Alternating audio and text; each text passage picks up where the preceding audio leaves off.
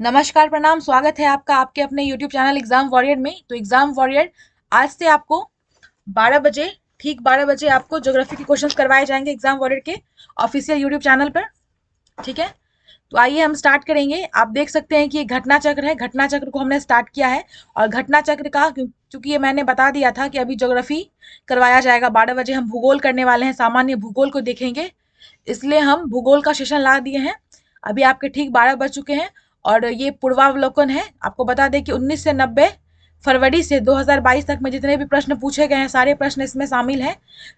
1 घंटे की क्लास होगी 12 से 1 बजे तक, और आप उसमें भूगोल के क्वेश्चंस को देखेंगे। उसके बाद की बात अगर मैं बता दूं तो शाम के 6 बजे क्लास होगी, उसमें आप पॉलिटी के प्रश्न देखेंगे, और रात को 9 बजे टेस्ट होगा। सुबह 6 बजे जो कि हिस्ट्री का सेशन आने वाला था पूर्वावलोकन घटना चक्र का, वो हम नहीं ला पाए हैं किसी कारणवश, जो कि आपको कल सुबह से कंटिन्यू मिल जाएगा। ठीक है, तो आप प्रश्न देख सकते हैं। यहाँ पर प्रश्न दिया हुआ है कि आईएएस प्रीलिम्स परीक्षा में 2011-21 में कितने प्रश्न पूछे गए थे। इस हिसाब से आप देख सकते हैं टोटल इस पुस्तक में 28,935 प्रश्न हैं आपके सामने। आप देख सकते हैं यहाँ पर बिल्कुल दिया हुआ है 28,935 प्रश्न आपको करवाए जाएंगे भूगोल के, और इसको आप बिल्कुल भी स्किप नहीं करेंगे। सामान्य भूगोल का ये प्रश्न है और भूगोल का क्लास अभी आज क्लास 1 है। आपने थंबनेल में जो देखा होगा आपको समझ में आ गया होगा, और हम कोशिश करेंगे कि बिल्कुल डिटेल्ड वे में, बिल्कुल बहुत अच्छे से, कि आपको पूर्णतः समझ में आए उस तरह से हम आपको समझाएं। आज का जो पहला पॉइंट है वो भारत का भूगोल में, ठीक है, सामान्य परिचय हम देखने वाले हैं, जिसमें पहला जो पॉइंट है वो क्षेत्रफल का है। ठीक है, और अगर आपको इसका पीडीएफ चाहिए होगा तो इसको कंप्लीट करवा के हम इसका पीडीएफ डालने वाले हैं अपने टेलीग्राम चैनल पर। तो आप हमारे टेलीग्राम चैनल एग्जाम वॉरियर को ज्वाइन कर लीजिए, वहाँ पर आपको पीडीएफ मिल जाएगा। ठीक है, डेली क्लासेस के पीडीएफ वहाँ पर मिल जाएंगे आपको।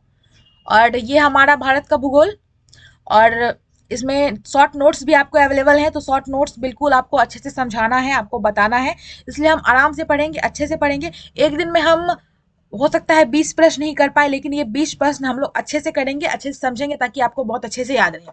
तो आइए स्टार्ट करते हैं। स्टार्ट करने से पहले मैं आपको बता दूं कि एग्जाम वॉरियर का चैनल है, और यहाँ पर आपको ऑल कॉम्पिटेटिव एग्जाम्स के लिए एमसीक्यूज मिलेंगे, टेस्ट सीरीज मिलेगी, प्रैक्टिस सेट्स मिलेंगे। ठीक है, घटना चक्र पूर्वावलोकन भी हम लोग कंप्लीट करवाएंगे। इसलिए अगर आप हमारे इस चैनल एग्जाम वॉरियर पर नए हैं तो फटाफट से इस चैनल को सब्सक्राइब कर दीजिए, और हमारे इस वीडियो को लाइक करिए, ज़्यादा से ज़्यादा शेयर करिए। और इसके साथ ही हम आगे बढ़ते हैं और अपने पहले टॉपिक को देख लेते हैं, जो कि क्षेत्रफल से रिलेटेड है। तो आइए पढ़ें इसको।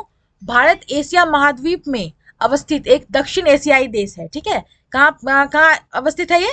एशिया महाद्वीप में अवस्थित है और दक्षिण एशियाई देश है। ठीक है, अनियमित चतुष्कोणीय आकृति वाला यह देश हिंद महासागर के उत्तर में अवस्थित है। ठीक है, आप देख सकते हैं यहाँ पर हाईलाइट किया हुआ है, चतुष्कोणीय आकृति वाला देश है ये। अक्षांशीय विस्तार के दृष्टिकोण से भारत उत्तरी गोलार्ध में तथा देशांतरीय विस्तार की दृष्टि से पूर्वी गोलार्ध में स्थित है।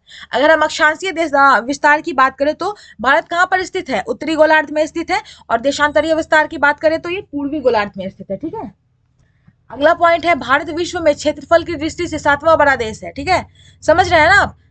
विश्व में क्षेत्रफल की दृष्टि से अगर बात करते हैं हम तो 7वां सबसे बड़ा देश है। पहले नंबर पे है रूस, दूसरे पे कनाडा, तीसरे पे संयुक्त राष्ट्र अमेरिका, चौथे पे चीन, 5वें पे ब्राजील, और 6ठे नंबर पे है ऑस्ट्रेलिया, और 7वां है हमारा भारत। ठीक है, और जनसंख्या की दृष्टि से बात करें तो पहले पे चीन है और दूसरा पे कौन है? हमारा भारत है। ठीक है, और इस तरह से ही हम जनसंख्या के क्षेत्र में विकास करते रहे तो कुछ दिन, वो दिन दूर नहीं होगा जब भारत हमारा पहले स्थान पर आ जाएगा। ठीक है, आप याद रखें कि पहले स्थान पर चीन है और दूसरे स्थान पर हमारा भारत है। किस दृष्टि से? जनसंख्या की दृष्टि से। और अगर क्षेत्रफल की दृष्टि से बात करें तो हमारा जो भारत है वो 7वें स्थान पर है। पहले स्थान पर रूस है, दूसरे स्थान पर कनाडा है, तीसरे स्थान पर संयुक्त राष्ट्र अमेरिका है, चौथे में चीन है, 5वां में ब्राजील है, 6ठा हमारा ऑस्ट्रेलिया है, और 7वां भारत है। ठीक है, 26 जनवरी 2020 से भारत में 28 राज्य एवं 8 केंद्र शासित प्रदेश है। भारत में कितने राज्य? 28 राज्य और 8 केंद्र शासित प्रदेश। ठीक है, नवीनतम केंद्र शासित प्रदेश दादरा और नागर हवेली तथा दमन और दीव है। नया जो केंद्र शासित प्रदेश है, यूनियन टेरिटरी है, वो कौन सा है? दादर और नागर हवेली तथा दमन और दीव। ठीक है, जिन्होंने समामेलित कर एक जिन्हें सम्मिलित कर एक केंद्र शासित प्रदेश निर्मित किया गया है। ठीक है, इनको सम्मिलित करके क्या किया गया है, एक केंद्र शासित प्रदेश निर्मित किया गया है। इससे पूर्व निर्मित केंद्र शासित प्रदेश जम्मू और कश्मीर तथा लद्दाख थे। इससे पहले जो केंद्र शासित प्रदेश बने थे ना, वो कौन कौन से थे, जम्मू कश्मीर और लद्दाख। इसका निर्माण जम्मू और कश्मीर राज्य के पुनर्गठन के पश्चात हुआ है। भारत का कुल क्षेत्रफल कितना है, आइए देख लें। तो 3,28,07,000, हाँ 3,28,000, एक मिनट, यस 32,87,263 वर्ग किलोमीटर। ठीक है, आप याद रखेंगे, कभी कभार मिस हो जाता है फ्रेंड्स। 32,87,263 वर्ग किलोमीटर। ठीक है, एक बार मैं फिर से पढ़ देती हूँ, 32,87,263 वर्ग किलोमीटर, जो संसार के समस्त क्षेत्रफल के स्थलीय भाग का कितना प्रतिशत है, 2.4%। आप याद रखेंगे इसको, कितना परसेंट है, 2.4%। ठीक है, भारत में संपूर्ण विश्व की 17.5% जनसंख्या निवास कर रही है। आपको बता दें कि पूरे विश्व का 17.5% जनसंख्या हमारे भारत में निवास करती है। कितना प्रतिशत, 17.5 जनसंख्या हमारे भारत में निवास करती है। ठीक है, ये 2000 की जनगणना, 2011 की जनगणना के अनुसार आपको बताया जा रहा है। ये जो डेटा है आपको किसके अनुसार बताया जा रहा है, 2011 की जनगणना के अनुसार बताया जा रहा है। भारत के मुख्य भूमि का विस्तार उत्तर से दक्षिण तक 3,214 किलोमीटर तथा पूर्व से पश्चिम तक कितना है, 2,933 किलोमीटर है। ठीक है, आइए अब देख लें अगला पॉइंट। भारत का कुल क्षेत्रफल कितना है, अभी मैंने आपको बताया है 32,87,263 वर्ग किलोमीटर में गैर कानूनी ढंग से पाकिस्तान के कब्जे वाला जो क्षेत्र है वो कितना किलोमीटर है, 78,114 वर्ग किलोमीटर क्षेत्र पाकिस्तान द्वारा गैर कानूनी ढंग से चीन को दिया गया। ठीक है, और ये 5,180 वर्ग किलोमीटर क्षेत्र तथा गैर कानूनी ढंग से चीन के कब्जे वाला क्षेत्र कितना है, 37,555 वर्ग किलोमीटर क्षेत्र शामिल है। ठीक है, वर्ष 2011 की जनगणना के अंतिम आंकड़ों के अनुसार गांवों की संख्या कितनी है, 6,40,932। कितना, 6,40,932। आइए आगे देखें। अब हमारा इससे प्रश्न कोश आ गया है, इससे प्रश्न हम देखने वाले हैं। ये जो हमने नोट पढ़ा है ना, शॉर्ट नोट्स, इससे रिलेटेड प्रश्न है और ये इसको हमको सॉल्व करने में काफी मजा आएगा फ्रेंड्स। तो चलिए, ये प्रश्न जो है आपके स्क्रीन पर मैंने ला दिया है। थोड़ा मैंने इसको बड़ा इसलिए कर दिया ताकि आपको आंसर ना दिखे और आपको भी मजा आए, क्योंकि मैंने इसको पूरा पढ़ाया है तो आपको भी मजा आएगा काफी इसको सॉल्व करने में। थोड़ा सा रुक जाइए, यस, आगे आइए आपके सामने, आपके स्क्रीन पर। ठीक है, पहला प्रश्न है आपका, आपके सामने आपके स्क्रीन पर, निम्नलिखित कथनों में से कौन से भारत के बारे में सही है, कौन से कथन भारत के बारे में सही है। सही उत्तर का चयन हेतु अधोलिखित कूट का उपयोग करना है हमको। ठीक है, कौन सा कथन सही है हमको बताना है। तो भारत विश्व का 5वां बड़ा देश है, पहला स्टेटमेंट है हमारा। सेकंड स्टेटमेंट है, यह स्थल मंडल के कुल क्षेत्रफल का लगभग 2.4% भाग अधिकृत करता है। ठीक है, उसके बाद समूचा भारत उष्णकटिबंधित में स्थित है और 82 डिग्री 30 पूर्व देशांतर का उपयोग भारत मानक समय को निर्धारित करने के लिए किया जाता है। तो आपको बताना है कि इसमें कौन सा सही है। तो सबसे पहले तो ये वाला रॉन्ग है, आप देख सकते हैं। भारत विश्व का 5वां नहीं 7वां बड़ा देश है। ठीक है, और ये जो है ना स्थल मंडल वाला बात करेक्ट है, ये 2.4% भाग अधिकृत करता है, तो ये हमारा सही हो जाएगा। अब देखिए इसको सॉल्व हम लोग कैसे करते हैं। 1 जब हमारा रॉन्ग है तो 1 किसमें है, तो ये वाला हमारा नहीं होगा, ये भी हमारा नहीं होगा। ठीक है, 2 करेक्ट है, तो इस दोनों में हम फंसे हुए हैं। ठीक है, 3 है, समूचा भारत उष्णकटिबंधीय में क्षेत्र में स्थित है, तो ये भी हमारा गलत है। फिर हमारा ये वाला सही है, ऑप्शन नंबर 4, 2 और 4 सही है, इसलिए ऑप्शन नंबर डी हमारा क्या हो जाएगा, करेक्ट हो जाएगा।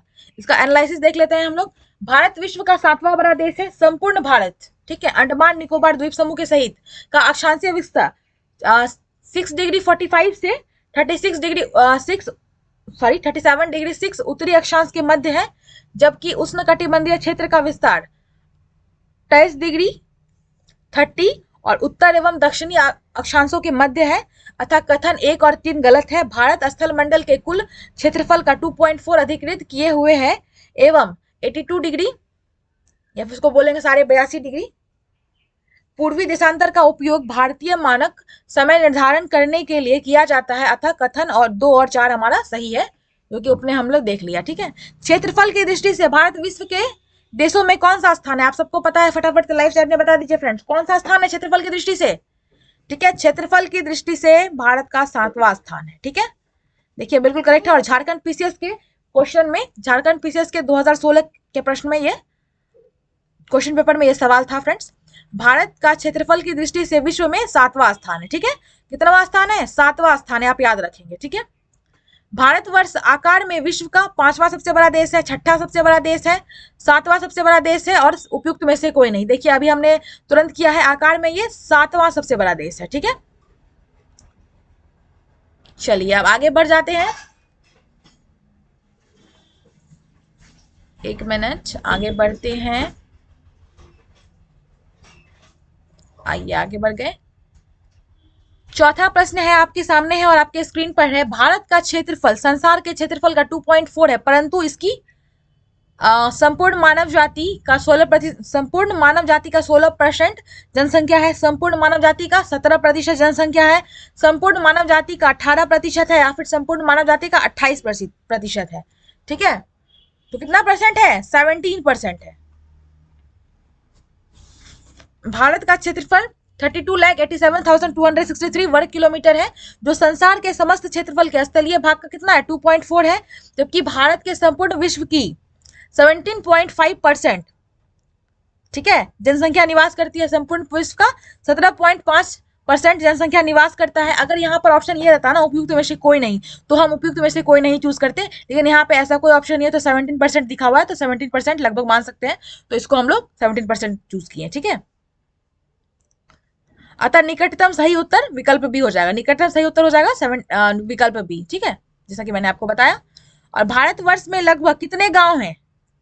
ठीक है, तो हमने पीछे पढ़ा था, आपको याद होगा, 5 लाख, 6 लाख, 30,000, 8 लाख, या फिर इनमें से कोई नहीं। तो इसमें इसका सही ऑप्शन क्या होना चाहिए फ्रेंड्स? इसका सही ऑप्शन हो जाना चाहिए इनमें से कोई नहीं। अब देख ले आंसर, यहाँ बिल्कुल करेक्ट है। वर्ष 2011 की जनगणना के अंतिम आंकड़ों के अनुसार भारत में गांवों की संख्या कितनी है? 6,40,932। कितना?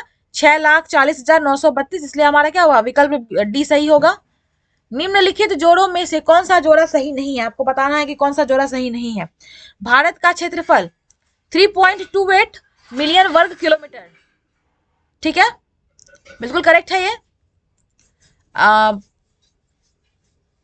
भारत का अक्षांशीय विस्तार 8 डिग्री 4 उत्तर टू 7 डिग्री 6 उत्तर, ये भी करेक्ट है।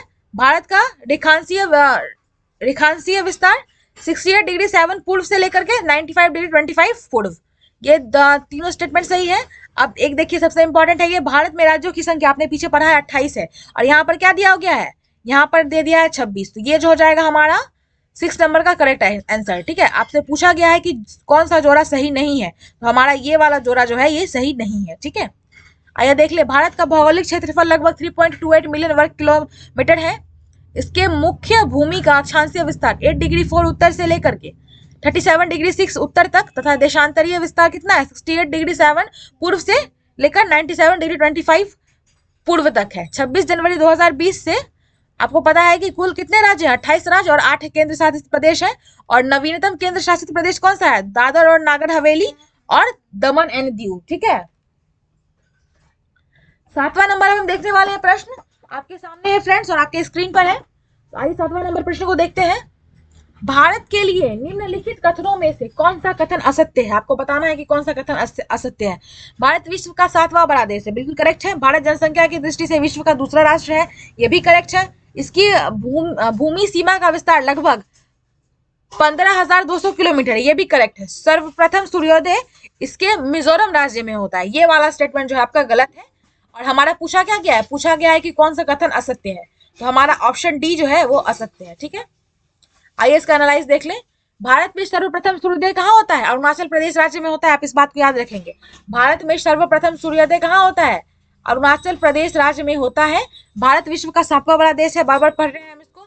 भारत जनसंख्या की दृष्टि से चीन के पश्चात विश्व का दूसरा राष्ट्र है। इसकी भूमि सीमा का विस्तार लगभग 15,200 किलोमीटर है। ठीक है, लगभग 15,200 किलोमीटर है। अब हम लोग देखने वाले हैं सेकंड पॉइंट, अक्षांशीय विस्तार को। किसको? अक्षांशीय विस्तार हमारा सेकंड पॉइंट है। तो इसमें भी कुछ नोट्स दिए हुए हैं, हम लोग उस नोट्स को भी देखेंगे। एक मिनट फ्रेंड्स, हाँ उस नोट्स को भी हम लोग देखने वाले हैं। ये रहा आपका अक्षांशीय विस्तार का नोट्स, हम लोग इसको स्टार्ट करते हैं।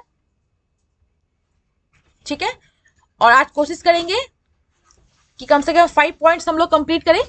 अभी देखते हैं कितना कंप्लीट कर पाते हैं। ठीक है, परेशान नहीं होना, इतना घबराने की जरूरत नहीं है, मैं रोज करवाऊंगी, डेली करवाऊंगी। तो ये जो है ना चैप्टर, ये जो बुक है आपका, ये खत्म हो जाएगा बिल्कुल टाइम से। और है क्या कि ये आपके लिए बहुत इंपॉर्टेंट है, क्योंकि ये प्रीवियस ईयर के क्वेश्चंस इसमें होते हैं। और बीपीएससी हो, बिहार दरोगा, चाहे जो भी, क्योंकि अभी जो है ना किसी भी एग्जाम में आपको जीएस के पेपर आएंगी और जीएस में आपको ज्योग्राफी होगा ही, तो उस बेसिस से ये बहुत इंपॉर्टेंट है, इसलिए आप इसको स्किप मत करिए और आराम से पढ़िए, ताकि आपको परीक्षा में कोई दिक्कत ना हो। ठीक है, आइए इसको स्टार्ट करते हैं।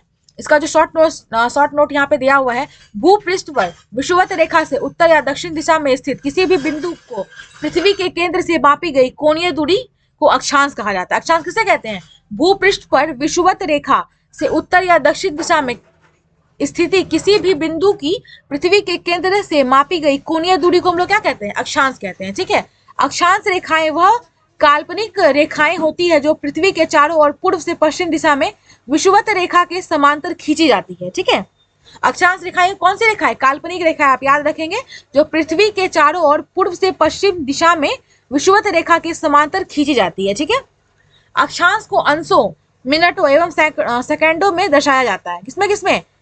अंशों, मिनटों एवं सेकंडों में दर्शाया जाता है। पृथ्वी को 2 बराबर भागों में बांटने वाले 0 डिग्री अक्षांश को क्या कहते हैं हम लोग? भूमध्य रेखा कहते हैं, आप याद रखेंगे। 2 बराबर भागों में कौन सी रेखा बांटती है? भूमध्य रेखा। ठीक है, विषुवत वृत्त, भूमध्य रेखा, भूमध्य रेखा को क्या हम लोग विषुवत वृत्त भी कहते हैं, कि उत्तरी भाग को उत्तरी गोलार्ध और दक्षिणी भाग को हम लोग क्या कहेंगे? दक्षिणी गोलार्ध कहेंगे। ठीक है, भूमध्य रेखा के उत्तर में स्थित अक्षांश रेखाओं को उत्तरी अक्षांश रेखाएं तथा भूमध्य रेखा के दक्षिण में स्थित अक्षांश रेखाओं को हम लोग क्या कहेंगे? दक्षिणी अक्षांश रेखाएं कहेंगे। आप देख सकते हैं ये क्या है?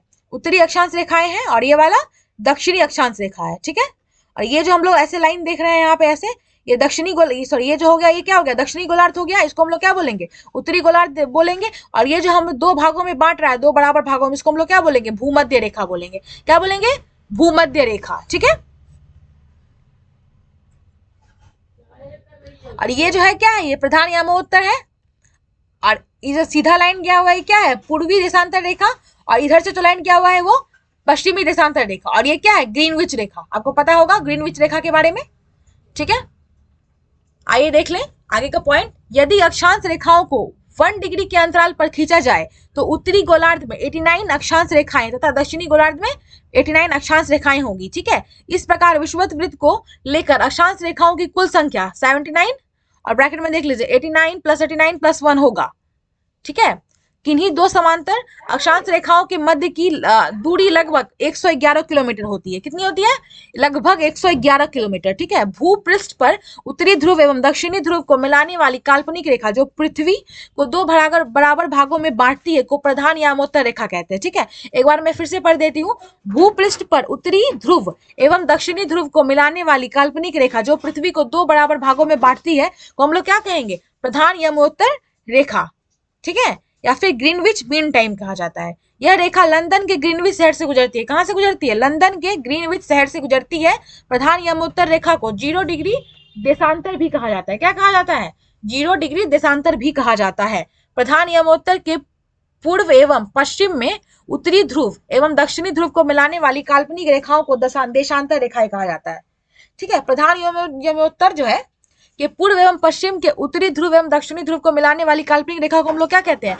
देशांतर रेखा कहते हैं। ठीक है, देशांतर रेखाएं समांतर नहीं होती। आपको बता दें कि देशांतर रेखाएं जो है वो समांतर नहीं होती है। ठीक है, ध्रुवों से विषुवत रेखा की ओर बढ़ने पर देशांतर रेखाओं के मध्य की दूरी बढ़ती जाती है। विषुवत रेखाओं पर देशांतर रेखाओं के बीच अधिकतम 111.33 किलोमीटर दूरी होती है। विषुवत रेखाओं और देशांतर रेखाओं के बीच अधिकतम दूरी कितनी होती है? 111.33 किलोमीटर। कितनी? 111.33 किलोमीटर आप याद रखेंगे। ठीक है, भारत पूर्णतया उत्तरी गोलार्ध में स्थित है। ठीक है, संपूर्ण भारत का अक्षांशीय विस्तार कितना है? 6 डिग्री 45 to सॉरी 6°45 उत्तरी अक्षांश से लेकर के 37°6 उत्तरी अक्षांश के मध्य। ठीक है, आपको बता दें कि भारत पूर्णतः कहाँ अवस्थित है, उत्तरी गोलार्ध में अवस्थित है, आप याद रखेंगे। और संपूर्ण भारत की अक्षांशीय विस्तार कितना है, 6°45 उत्तरी अक्षांश से 37°6 उत्तरी अक्षांश के मध्य। ठीक है, इसकी मुख्य भूमि 8°4 उत्तरी अक्षांश से 37°6 उत्तरी अक्षांश एवं 68°7 पूर्वी देशांतर से 97°25 पूर्वी देशांतर के मध्य फैली हुई है। ठीक है, उष्णकटिबंधीय क्षेत्र का विस्तार 23°30 उत्तरी एवं दक्षिणी, ठीक है, अक्षांशों के मध्य है। अतः भारत का विस्तार उष्ण एवं उपोष्ण दोनों कटिबंध में है। ठीक है, आप इसको याद रखेंगे कि भारत का विस्तार उष्ण एवं उपोष्ण दोनों कटिबंध में है। ध्यातव्य है कि निम्न अक्षांश 0° से उच्च अक्षांश 90° की ओर जाने पर दिन और रात की अवधि में अंतर आता है। उत्तरी गोलार्ध में अक्षांश का प्रभाव दक्षिण से उत्तर की ओर दिन और रात की अवधि पर पड़ता है। ठीक है, अब हम लोग इससे रिलेटेड प्रश्न देखने वाले हैं। कुछ प्रश्न दिए गए हैं फ्रेंड्स, तो आइए इसको स्टार्ट करते हैं। आपको भारत विस्तृत है, आपको ये बताना है कि भारत विस्तृत अभी हमने पढ़ा है, आपको बताने में कोई दिक्कत नहीं होना चाहिए। ठीक है, 30°17:53 उत्तर तथा 80°6:28 दक्षिण के बीच, बिल्कुल गलत है। 37°17:53 उत्तर तथा 8°4:28 दक्षिण के बीच, ये भी गलत है। 37°17:53 उत्तर तथा 8°28 उत्तर के बीच, ये भी गलत है। Option number D is the correct answer of question number 1, क्योंकि भारत की मुख्य भूमि का विस्तार उत्तर पूर्वी गोलार्ध में 8°4 उत्तर से 37°6 उत्तरी अक्षांश तथा 68°7 पूर्व से 97°25 पूर्वी देशांतर के मध्य है। ठीक है, कर्क रेखा भारत के लगभग बीचों बीच से होकर गुजरती है। कहां से, आप याद रखेंगे, भारत के लगभग बीचों बीच से होकर कर्क रेखा गुजरती है। ठीक है, आप देख भी रहे हैं यहाँ पर कर्क रेखा जो गुजर रही है। स्पष्ट है कि कोई विकल्प सही नहीं है, इसलिए option number D is the correct answer of question number 1। ठीक है, सिक्किम से गुजरने वाली अक्षांश निम्नलिखित में से किस एक से भी होकर गुजरता है। ठीक है, सिक्किम से जो अक्षांश गुजरती है वो इनमें से कौन एक के साथ मतलब किसी एक पर से और गुजरता है। तो वो राजस्थान है, पंजाब है, हिमाचल प्रदेश है, जम्मू कश्मीर है। तो आपको बता दें वो कौन सा राज्य है, तो वो है हमारा राजस्थान। कौन सा है, राजस्थान। ठीक है, सिक्किम से गुजरने वाली अक्षांश रेखा राजस्थान से होकर गुजरती है। कहां से होकर गुजरती है, राजस्थान से होकर गुजरती है। ठीक है, जिस जिले में 70° पूर्वी देशांतर रेखा गुजरती है वह है, कौन सा है, ये राज्य राजस्थान है, सॉरी। और जिस जिले में 70° पूर्वी देशांतर रेखा गुजरती है वो है, तो कौन सा है, तो आपको बता दे वो है जैसलमेर। कौन सा, जैसलमेर। ठीक है, 70° पूर्वी देशांतर रेखा जैसलमेर जिले से गुजरती है। किस जिले से गुजरती है, जैसलमेर जिले से गुजरती है। ठीक है, अब हम देखने वाले हैं भारत एवं कर्क रेखा। कर्क रेखा जो है कॉम्पिटिटिव एग्जाम्स के लिए ज्योग्राफी की अगर बात कर ले तो बहुत इंपॉर्टेंट टॉपिक होता है। कर्क रेखा जो गुजरती है ना, उससे हर बार बीपीएससी भी लगभग क्वेश्चन कर ही देता है, एक बार छोड़ के एक बार।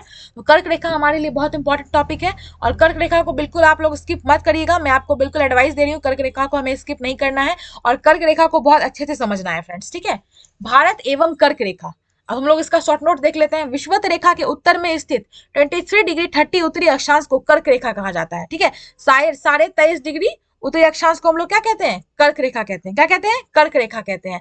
कर्क रेखा भारत के लगभग मध्य से होकर गुजरती है। ठीक है, आप याद रखेंगे कहां से होकर गुजरती है, मध्य से होकर गुजरती है। कर्क रेखा भारत के कुल 8 राज्यों से होकर गुजरती है। ये जो पॉइंट है वेरी इंपॉर्टेंट पॉइंट, इसको आप याद रखें। कितने राज्यों से होकर गुजरती है, कुल 8 राज्यों से होकर गुजरती है। ठीक है, जिनमें कौन कौन से राज्य हैं, हमारा गुजरात है, राजस्थान है, मध्य प्रदेश है, छत्तीसगढ़ है, झारखंड है, पश्चिम बंगाल है, ठीक है, त्रिपुरा है और मिजोरम।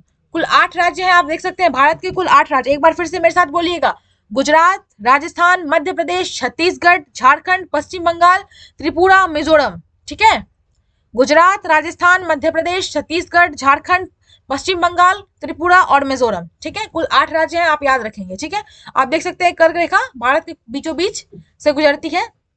सूर्य के उत्तरायण भूमध्य रेखा के उत्तर होने के बाद ही उत्तरी गोलार्ध में दिनों की अवधि बढ़ती जाती है। 21 जून को सूर्य उत्तरायण स्थिति में सर्वोच्च बिंदु पर होता है, जून माह में कर्क रेखा के उत्तर जाने पर दिनों की अवधि बढ़ने लगती है। माही नदी कर्क रेखा को 2 बार पार करती है। ठीक है, कितने बार पार करती है? सबसे पहले तो देख लो कि सवाल यहाँ पे ऐसे भी हो सकता है कि कौन सी नदी है जो कर्क रेखा को 2 बार पार करती है, तो ये हो जाएगी माही नदी। ठीक है, और माही नदी कौन सी रेखा को 2 बार पार करती है? तो कर्क रेखा को 2 बार पार करती है। ठीक है, अब महत्वपूर्ण भारतीय नगरों की अक्षांश स्थिति, आपको महत्वपूर्ण भारतीय नगर दिए हुए जिनका हमें अक्षांश स्थिति यहाँ पे दिया हुआ है। ठीक है, तो ये उत्तरी अक्षांश की बात हो रही है। अगरतला 23 डिग्री 50 उत्तरी अक्षांश। ठीक है, गांधीनगर 23 डिग्री 19 उत्तरी अक्षांश, जबलपुर 23 डिग्री 11 उत्तरी अक्षांश, उज्जैन 23 डिग्री 9 उत्तरी अक्षांश, कोलकाता 22 डिग्री या फिर 22.5 डिग्री उत्तरी अक्षांश इसको बोलेंगे, नागपुर 21 डिग्री 9 उत्तरी अक्षांश, अहमदाबाद 23 डिग्री 2 उत्तरी अक्षांश, वाराणसी 25 डिग्री 18 उत्तरी अक्षांश, भोपाल 23 डिग्री 25 उत्तरी अक्षांश। ठीक है, तो ये इंपॉर्टेंट जो भी नगर थे वो देख लिया आपने। अब हम देखने वाले हैं इससे रिलेटेड प्रश्न। ठीक है, इस प्रश्न को स्टार्ट करने से पहले मैं आपसे 2 मिनट का ब्रेक लूंगी फ्रेंड्स, बस 2 मिनट का। 2 मिनट आप वेट कर ले, थोड़ा सा वेट करना है आपको तुरंत।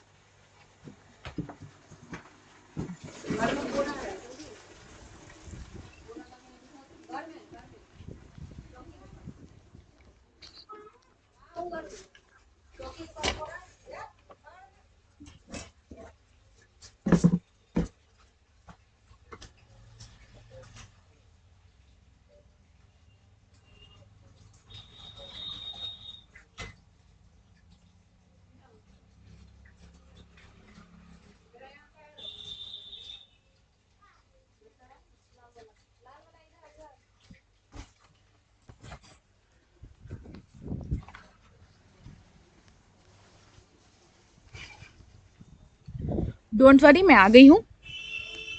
चलिए स्टार्ट करते हैं हम ये प्रश्न कोश। ठीक है, इसमें कुल कितने प्रश्न हैं कर्क रेखा से रिलेटेड? आपको अच्छे खासे प्रश्न मिल जाएंगे फ्रेंड्स, तो इन प्रश्नों को हम देखने वाले हैं अभी। तो आइए बिल्कुल समय को व्यर्थ नहीं करते हैं और स्टार्ट करते हैं। कर्क रेखा से रिलेटेड आप पहला जो प्रश्न है वो आपके सामने है और आपके स्क्रीन पर है। कर्क रेखा किस राज्य से होकर गुजरती है? ठीक है, तो आपको मैंने अभी अभी बताया है उड़ीसा, बिहार, झारखंड। ये जो है ना बिहार झारखंड ऐसे दिखाया गया है, बता दूं आपको क्यों, क्योंकि ये जो है ना उस समय क्या था, 1919 का प्रश्न है और 1919 के समय बिहार झारखंड एक में ही था। ठीक है, झारखंड और बिहार एक में था और सब मिला के कुल बिहार था, इसलिए ये प्रश्न ऐसे दिया हुआ है। तो आप यहाँ पे बिहार को नहीं मान के झारखंड ही मान लीजिए, उड़ीसा, झारखंड, उत्तर प्रदेश या फिर आंध्र प्रदेश। तो आपको बता दीजिए सही आंसर जो है ना इसका ये है आपको झारखंड। आप सब जानते हैं झारखंड है। कर्क रेखा पर पड़ने वाले भारत के कुल 8 राज्य, ठीक है, गुजरात, राजस्थान, मध्य प्रदेश, छत्तीसगढ़, झारखंड, पश्चिम बंगाल, त्रिपुरा और मिजोरम। अतः वर्तमान में उपयुक्त दिए गए विकल्पों में कोई भी सही नहीं है, किंतु प्रश्नकाल में झारखंड बिहार का ही भाग था, अतः तत्कालीन परिस्थितियों में विकल्प बी सही उत्तर था। अगर आप यहाँ पर बिहार ना मान के झारखंड मान ले तो ऑप्शन नंबर बी करेक्ट है। ठीक है, आपको ऐसे पता है कि ये झारखंड है। ठीक है, और कुल कितने राज्य हैं कर्क रेखा से जहां से कर्क रेखा गुजरती है, तो आपको याद रखना है कुल 8 राज्य हैं। ठीक है, कर्क रेखा निम्नलिखित में से किन राज्यों से होकर गुजरती है? नीचे दिए गए कूट से सही उत्तर चुनना है आपको। ठीक है, गुजरात, छत्तीसगढ़, उत्तर प्रदेश, झारखंड। तो ये कौन कौन से हैं? ये है गुजरात, ठीक है, छत्तीसगढ़, उत्तर प्रदेश तो नहीं है फ्रेंड्स, और झारखंड है। आपको पता है कि झारखंड है, तो ऑप्शन नंबर क्या हो जाएगा सही? 1 2 4 ए में है, तो ए सही हो जाएगा। ठीक है, उपयुक्त प्रश्न का व्याख्या तो आप बार बार देख चुके हैं। कर्क रेखा गुजरती है मध्य प्रदेश से, त्रिपुरा से, मिजोरम से, इनमें से सभी से। तो इनमें से सभी से गुजरती है फ्रेंड्स, और तो option number D is the correct answer of question number 3। कितने भारतीय प्रदेशों से होकर कर्क रेखा गुजरती है? देखिए बार बार इस पॉइंट को मैं बार बार कह रही हूँ, कितने भारतीय प्रदेश हैं? तो कुल 8 भारतीय प्रदेश है। कितने? कुल 8 भारतीय प्रदेश है। भारत का एक राज्य जिससे होकर कर्क रेखा गुजरती है वो कौन सा है? जम्मू कश्मीर है, हिमाचल प्रदेश है, बिहार है, झारखंड है। आपको पता है ये झारखंड है। ठीक है, झारखंड को आप याद रखेंगे, झारखंड है। निम्नलिखित में से किस राज्य से कर्क रेखा नहीं गुजरती है? ठीक है, वो त्रिपुरा है, छत्तीसगढ़ है, मणिपुर है, मिजोरम है। तो कौन सा है? ये है मणिपुर, जिससे कर्क रेखा नहीं गुजरती है। ठीक है, अगला प्रश्न देख लें हम। निम्नांकित नगरों में कौन कर्क रेखा के निकटतम दूरी पर स्थित है? ठीक है। तो निकटतम दूरी मतलब बहुत कम दूरी पर स्थित है ये, ठीक है। ये अगरतला है, ये जबलपुर है, गांधीनगर है या उज्जैन है, तो ये कौन सा है, ये है गांधीनगर, ठीक है। अगरतला जो है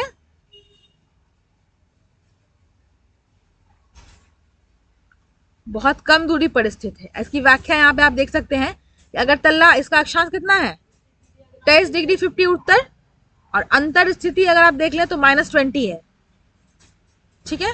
और गांधीनगर की अंतर स्थिति कितनी है 11, जबलपुर की 19 और उज्जैन का 21, ठीक है। सबसे कम क्या हो गया, गांधीनगर ही हो गया। दूरी के अनुसार उपयुक्त में कर्क रेखा में से सबसे कम अक्षांशीय स्तर गांधीनगर का है, अतः गांधीनगर कर्क रेखा के सर्वाधिक निकट होगा, ठीक है। निम्न नगरों में कौन सा कर्क रेखा के निकट है, आपको बताना है कि कौन सा कर्क रेखा के निकट है।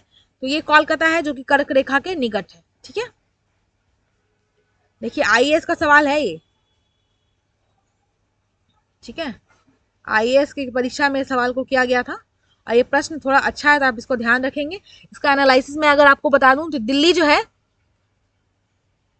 28 डिग्री 25 और क्या है ये 28 डिग्री 53 उत्तर, ठीक है। कोलकाता 22 डिग्री मतलब 22.5 डिग्री उत्तर, जोधपुर जो है 26 डिग्री 02 27 डिग्री 37 उत्तर, और नागपुर कितना है 21 डिग्री 09 उत्तर। कर्क रेखा का वास्तविक अक्षांश विषुवत रेखा के उत्तर में 23.5 डिग्री, अतः उपयुक्त में कर्क रेखा के निकटतम नगर कोलकाता है, ठीक है। कौन सा महत्वपूर्ण अक्षांश भारत को 2 लगभग बराबर भागों में बांटता है, तो आप सबको पता होना चाहिए, ठीक है।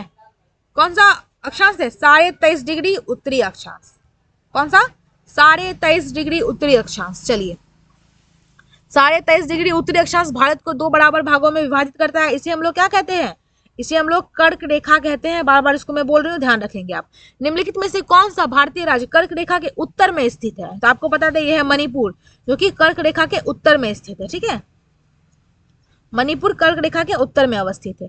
जून माह में निम्नलिखित स्थानों में से कहां पर दिन की अवधि अधिकतम होगी, कहां पर होगी दिन की अवधि अधिकतम, तो ये होगी दिल्ली में अधिकतम, ठीक है।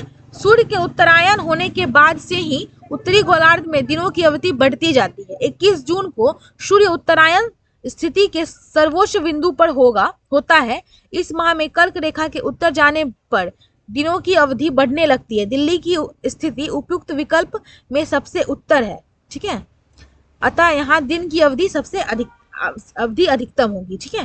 निम्नलिखित में से कौन सा शहर कर्क रेखा के सबसे निकटस्थ है, ये जबलपुर है, अहमदाबाद है, उज्जैन है या फिर वाराणसी है, ठीक है। तो आपको बता दें कौन सा है, ये जबलपुर है, ठीक है। एनालिसिस में आप देख लीजिए ये जबलपुर है।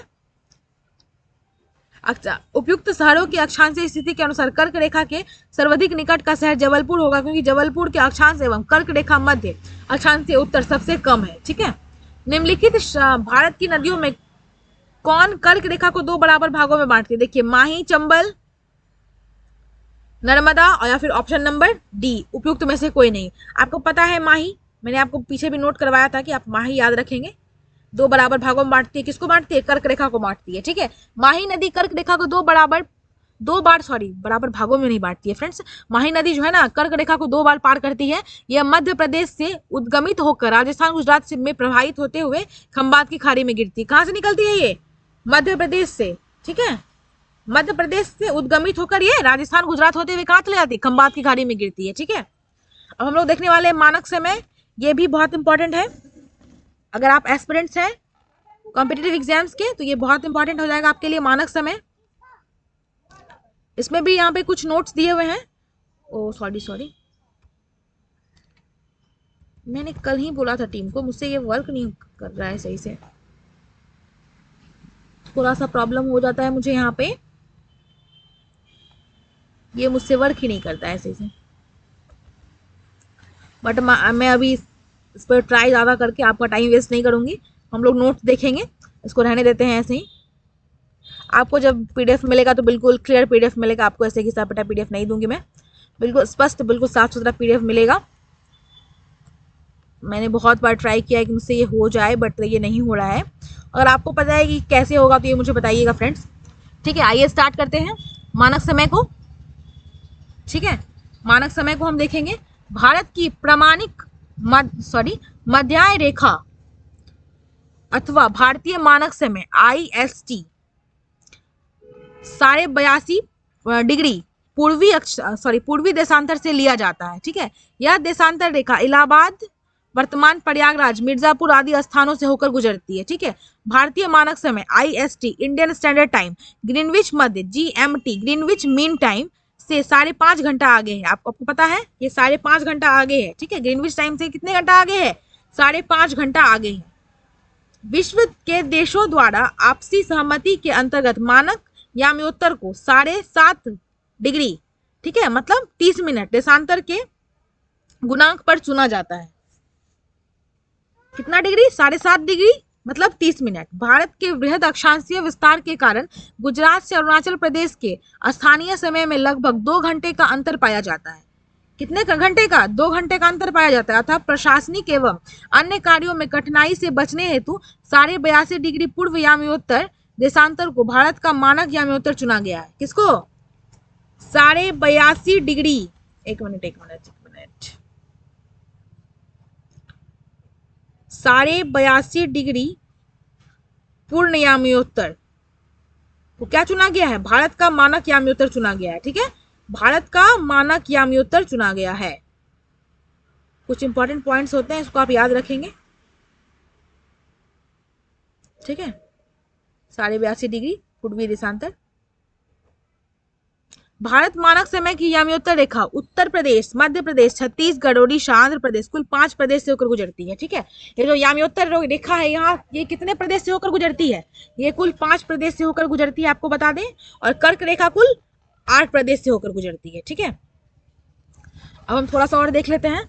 प्रधान याम्योत्तर 0 डिग्री के पूर्व एवं पश्चिम दोनों और 180 डिग्री तक देशांतर रेखाएं होती है तथा कुल मिलाकर 360 डिग्री तक होती है। ठीक है, सभी देशांतर रेखाएं पृथ्वी को बराबर भागों में विभाजित करती है, इसलिए इन सभी को महान वृत्त कहा जाता है। ठीक है, ग्रेट सर्कल कहते हैं। ठीक है, ग्रीनविच या प्रधान याम्योत्तर रेखा के पूर्व में स्थित 150 डिग्री तक सभी देशांतर को पूर्वी देशांतर एवं पश्चिम की ओर स्थित 180 डिग्री तक सभी देशांतर को पश्चिमी देशांतर कहा जाता है। पृथ्वी 24 घंटे 1440 मिनट में 24 घंटे में कितने मिनट हो जाएंगे? 1440 मिनट में 360 डिग्री घूम जाती है तथा कुल देशांतर रेखाओं की संख्या भी 360 डिग्री है। ठीक है, अतः एक देशांतर घूमने पर पृथ्वी को 4 मिनट, ठीक है, एक देशांतर घूमने पर पृथ्वी को कितना मिनट लगता है? 4 मिनट का समय लगता है। इस प्रकार प्रत्येक 15 डिग्री देशांतर पर 1 घंटे का अंतर होता है। कितने घंटे का अंतर होगा? 15 डिग्री देशांतर पर 1 घंटे का अंतर होगा। ठीक है, सूर्य पूर्व में उदित होती है एवं पृथ्वी पश्चिम से पूर्व अपनी धुरी पर घूम रही है, अतः 0 डिग्री प्रधान याम्योत्तर से पूर्व की ओर जाने पर समय GMT से आगे और पश्चिम की ओर जाने पर समय GMT से पीछे रहता है। 0 डिग्री 180 पूर्व की ओर जाने पर 12 घंटे की अवधि लगती है एवं यह ग्रीनविच समय से 12 घंटे आगे रहता है। इसी प्रकार 0 डिग्री से 180 डिग्री पश्चिम की ओर जाने पर ग्रीनविच समय से 12 घंटे पीछे का समय मिलता है। ठीक है, 180 डिग्री पूर्व एवं 180 डिग्री पश्चिमी देशांतर में कुल 24 घंटे अर्थात दिन रात का अंतर पाया जाता है। भूपृष्ठ पर 180 डिग्री पूर्व एवं पश्चिम याम्योत्तर के लगभग 7 स्थल खंडों को छोड़ते हुए निर्धारित की गई काल्पनिक रेखा अंतरराष्ट्रीय तिथि रेखा कहलाती है। इसको क्या कहेंगे? अंतरराष्ट्रीय तिथि रेखा, इंटरनेशनल डेट लाइन। ठीक है, अब हम इससे रिलेटेड क्वेश्चन देख लेते हैं। आइए देख ले। जब भारतीय मानक समय के याम्योत्तर पर अर्धरात्रि है, एक स्थान पर सुबह की 6 बजता है, उस समय की अवस्थिति जिस यामोत्तर पर है वह है, क्या हो जाएगी उस समय की अवस्थिति? ये हो जाएगी 170 डिग्री 30 पूर्व। ठीक है, 172। ठीक है, पूर्व। अब हम देख लेते हैं इसका एनालिसिस। 172.5 पूर्व। ठीक है, जब भारतीय मानक समय के याम्योत्तर पर अर्धरात्रि है, एक स्थान पर सुबह के 6 बजता है तो वह स्थान भारत के पूर्व में होगा, क्योंकि पूर्व में सुबह सबसे पहले होती है। 6 घंटे के अंतराल पर उनके यामियोत्तर के बीच 15 डिग्री गुना 6 90 डिग्री और एक 15 डिग्री बराबर कितना होता है, 1 घंटा का अंतराल होगा।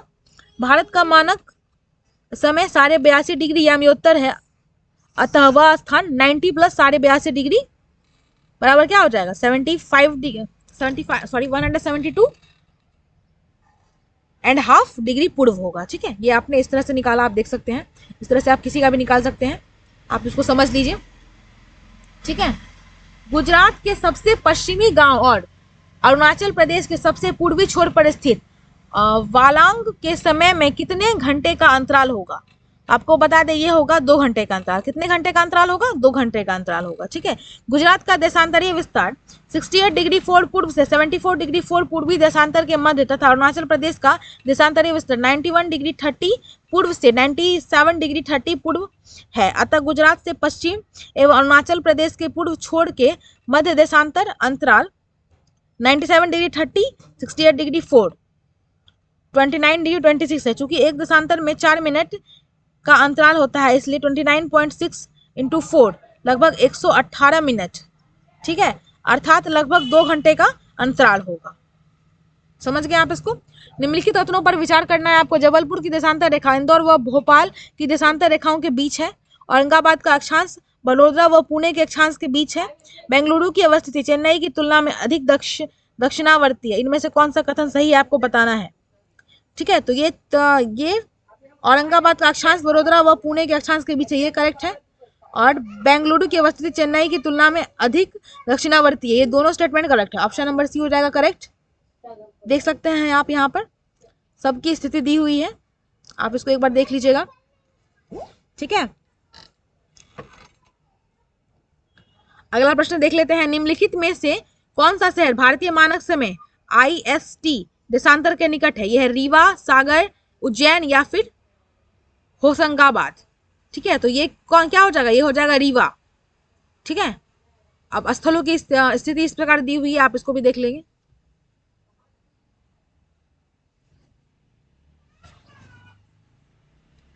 यदि भारतीय मानक समय के अनुसार पूर्वाह्न के 10 बजे हैं तो 92 डिग्री पूर्वी देशांतर पर शिलोंग का समय स्थानीय समय क्या होगा।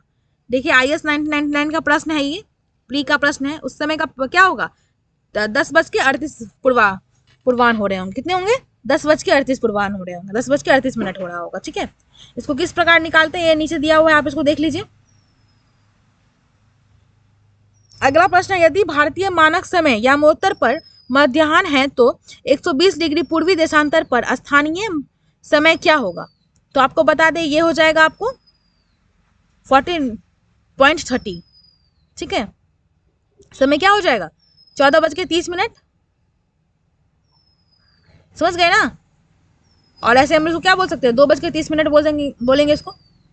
ठीक है, भारतीय मानक समय की यामियोत्तर नहीं गुजरती है। कहाँ से नहीं गुजरती है, आंध्र प्रदेश से नहीं गुजरती है, छत्तीसगढ़ से या महाराष्ट्र से या फिर उत्तर प्रदेश से। आपको बता दिए महाराष्ट्र से नहीं गुजरती है। कहाँ से नहीं गुजरती है, महाराष्ट्र से नहीं गुजरती है। ठीक है, भारतीय मानक समय की देशांतर रेखा 82.5 डिग्री किस नगर से गुजरती है। तो ये जो है ना फ्रेंड्स, इलाहाबाद से गुजरती है। कहाँ से गुजरती है, इलाहाबाद से गुजरती है। निम्नलिखित देशांतर में से कौन सा भारत की प्रामाणिक मध्याह्न रेखा कहलाता है। तो आपको सबको पता है ये 42.5 डिग्री हो जाएगा, 82.5 डिग्री, 82.5 डिग्री। ठीक है, भारतीय मानक समय IST निम्नलिखित स्थानों में से किसके समीप से लिया जाता है। तो आपको बता दें ये इलाहाबाद से लिया जाता है। कहाँ से, इलाहाबाद। ठीक है, भारतीय मानक समय IST एवं ग्रीनविच मध्य समय में अंतर पाया जाता है। कितने घंटे का मैं कह सकती हूँ अंतर पाया जाता है, तो 5.5 घंटे का। ठीक है, प्लस 5.5। यदि अरुणाचल प्रदेश में तिरप में सूर्योदय 5 बजे प्रातः होता है तो गुजरात में कंडला में सूर्योदय का समय कितना हो जाएगा, 5:30 बजे प्रातः। ठीक है, लगभग 6 बजे प्रातः, 7 बजे प्रातः या फिर लगभग 7:30 बजे। तो ये कितना हो जाएगा, ये हो जाएगा आपको 7 बजे। ठीक है, निम्नलिखित में से कौन सा शहर दिल्ली के समीप सबसे समीप के देशांतर पर स्थित है। तो आपको बता दें ये बेंगलुरु है। कौन सा है, बेंगलुरु। ठीक है, आप देख सकते हैं। अब हमारा जो अगला पॉइंट है दूरस्थ बिंदु, इस दूरस्थ बिंदु के अगले पॉइंट को हम लोग कल से स्टार्ट करेंगे। 4 पॉइंट मैंने आपको करवा दिया है आज, ठीक है। इसको हम लोग कल से स्टार्ट करेंगे, कल से हम लोग इसको देखेंगे और धीरे धीरे करके ऐसे ही हम लोग इसको पूरा समाप्त कर देंगे। आप बिल्कुल टेंशन मत लीजिए, आपकी परीक्षा से पहले ये बुक को पूरा समाप्त कर दिया जाएगा हमारे चैनल के द्वारा। जैसे कि हमने अभी ज्योग्राफी को स्टार्ट कर दिया है, वैसे ही हम पॉलिटी स्टार्ट कर देंगे और हिस्ट्री को भी स्टार्ट कर देंगे। आपका कोई भी प्रश्न कहीं से भी परीक्षा में नहीं छूटे, यही हमारा कोशिश रहेगी, ठीक है। जाते जाते मैं आपको बता दूं कि एग्जाम वॉरियर का चैनल है और यहाँ पर आपको ऑल कॉम्पिटिटिव एग्जाम्स के लिए टेस्ट सीरीज मिलेंगे, प्रैक्टिस सेट्स मिलेगी। ये जो घटना चक्र के जो बुक्स आते हैं वो सारे हमारे चैनल पर आपको मिल जाएगा। इसलिए अगर आप हमारे इस चैनल पर नए हैं तो फटाफट से इस चैनल को सब्सक्राइब कर दीजिए। और अगर आपने पहले के वीडियोस नहीं देखे हैं या फिर बिहार एक परिचय का जो वीडियोस हमारे चैनल पर आया हुआ है वो बिल्कुल अपडेटेड वीडियो है, वो अगर आपने नहीं देखा है, आपको बीपीएससी देना है, बिहार दरोगा देना है, तो फटाफट से हमारे चैनल पर जाइए और उस वीडियो को देखिए, क्योंकि आपके एग्जाम के पर्पज से वो बहुत इंपॉर्टेंट है। आप उसको स्किप नहीं कर सकते हैं फ्रेंड्स, ठीक है। तो इसलिए जाते जाते मैं आपको एक बार फिर बोलूँगी, इस वीडियो को लाइक कर दीजिए और ज़्यादा से ज़्यादा शेयर करिए और अपने दोस्तों, अपने भाई बहन का भी हेल्प करिए, ठीक है। अभी लास्ट में यही बोलूँगी।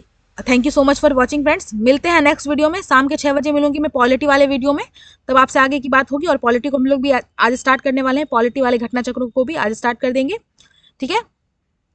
Thanks for watching. जय हिंद, जय भारत। मिलते हैं नेक्स्ट वीडियो में, तैयारी करिए।